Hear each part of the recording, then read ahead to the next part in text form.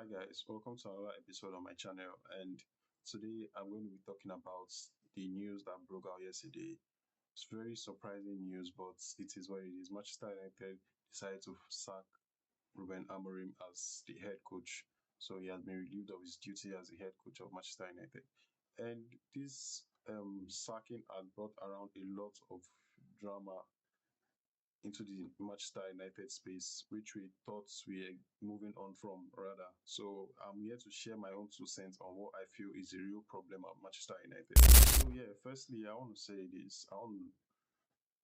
When Sir Jim and the Ineos group came into the conversation of Manchester United when they bought the stake of Manchester United, I was not a huge fan or a huge supporter of that decision because I always wanted a full sale, not a part sale of the club. I always wanted a full sale, and we had the Prince of Saudi Arabia who was ready to make the Saudi Prince was ready to make full sale the full sale happen and buy the club in full and pay all the debt. But then we went for Sir Jim and his Ineos group. And when they came in, they sold us on some promises, which I feel I have lost all hopes in them in keeping all these promises after this decision to sack Ruben Amorim. And my point is, when they came into the club, they promised us that they were going to stick to a plan and stick to we should be patient with a plan and give it time to grow. Now we agreed to give a manager time after sacking Ten Hag.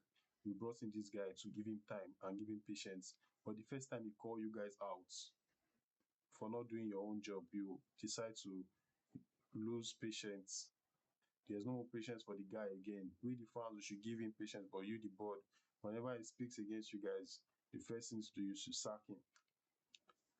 And it's so sad. It's so sad. And I believe this is going to continue because this is the blueprint from the Glazers. They are not different from the Glazers. This is what the Glazers used to do because they know there are still a large number of our fan base that will still come out and be dancing after the manager gets sacked because that's what they want. That's what they've been praying for all season.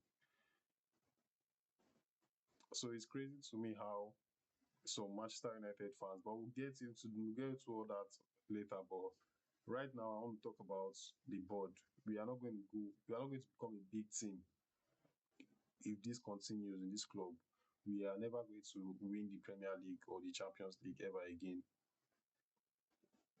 We'll probably win a couple of trophies, maybe Carabao Cup, FA Cup, but we're never going for big trophies again if this continues in this club. So the board are one of our biggest problem right now. We have not gotten that because how you sign the manager and the manager has okay fine the beginning of his tenure he was not really good. There were a couple of losses back to back, but then coming into this season after he has gotten four signings rather, after he has gotten in four signings, we could see some progress at least. And if you say you are out there saying you don't see progress with this team, you are lying to yourself.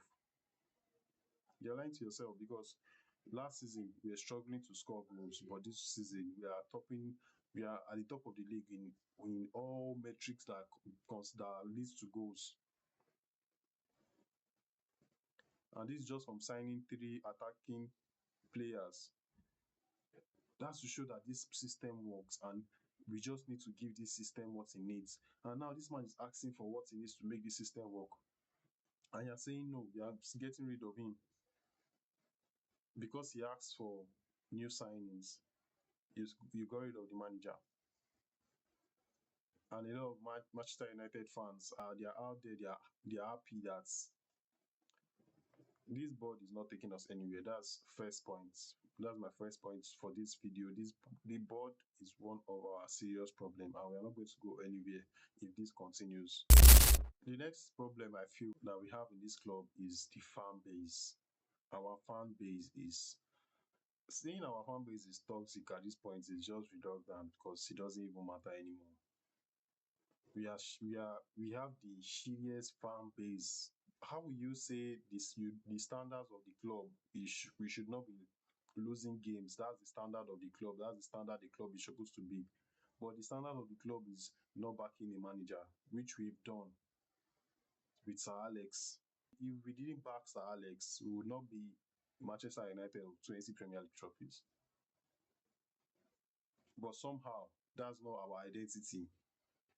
Backing the manager is the worst thing to do in the world. You hear some fans say those Amorim sexuals, they are fools.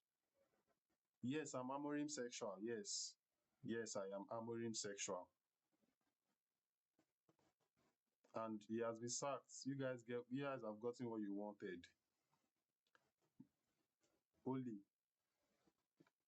Raf Rangnick, Mourinho, Luis Van Gaal, Eric Ten Hag, Ruben Amorim. And that is not even counting all the appointees that they made during the times that they got rid of these managers. That's the standard of our club now. So for the standards that you guys are talking about now, what's the standard of the club right now as it is? Whichever manager is coming into this club now, what do you think is going to be in his thought process coming into Manchester United? He's coming to Manchester United knowing that I can only do my best, and if my best is not going to be good enough, I can just come out and get sacked. That is even if they want to take the job.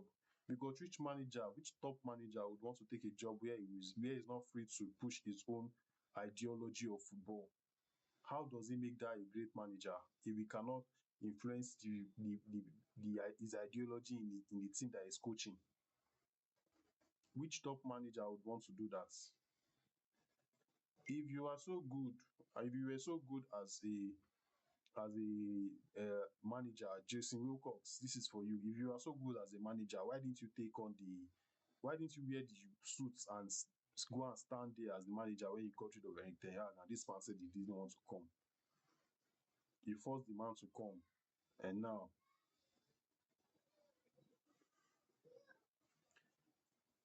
for me, I'm tired of Manchester United ruining managers' careers. Now they are saying that probably Ole is going to come back and be the coach for till the end of the season for the next 6 months. And when Ole comes, he will bring back Rashford, right? He will bring back Sancho, right? We are not serious as a football club. We are really not serious as a football club. And lastly, before I go, I want to say this: the next manager that is coming after all the whole shenanigans with Darren Fletcher and probably whoever is going to be that will be the interim manager for however long it's going to be. The next manager that is going to come and sign a new long-term contract.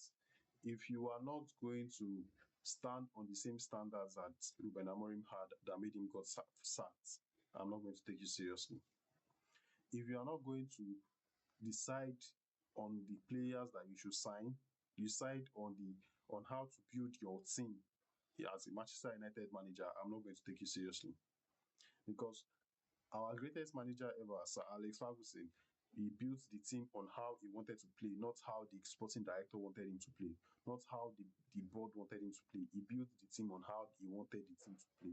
Every rebuild he did in Manchester United, he built it out of how he wanted the team to play.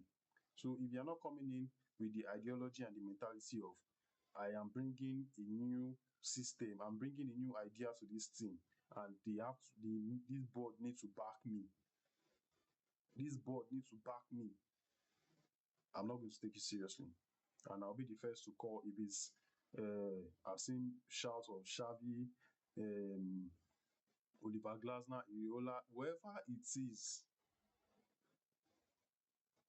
it may be, I'll be the first to say Glasner out, Iola out, Xavi out, anybody. I will be the first to shout out because I cannot be believing in a system that the board would switch in the blink of an eye.